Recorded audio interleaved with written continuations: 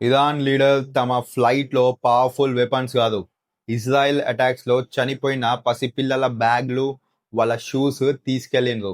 అసలు ఒక దేశపు డెలిగేషన్ ఇలా ఎందుకు చేసిందో తెలిస్తే మీ కళ్ళల్లో నీళ్లు తిరగడం పక్కా. రీసెంట్‌గా ఇరాన్ డెలిగేషన్ పాకిస్తాన్‌కి వెళ్ళింది. కానీ వాళ్ళు వెళ్ళిన ఫ్లైట్ నిండా ఇజ్రాయెల్ ఒక స్కూల్ మీద బాంబ్ వేసినప్పుడు చనిపోయిన చిన్న పిల్లల ఫోటోలు, వాళ్ళ బ్యాగ్స్, బుక్స్‌తో నింపేసిండ్రు.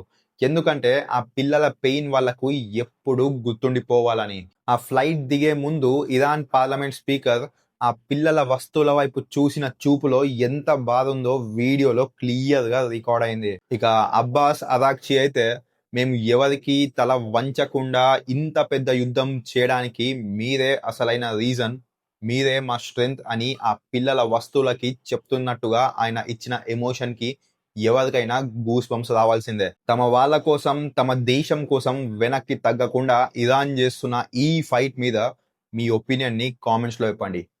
జై హింద్, జై భారత్.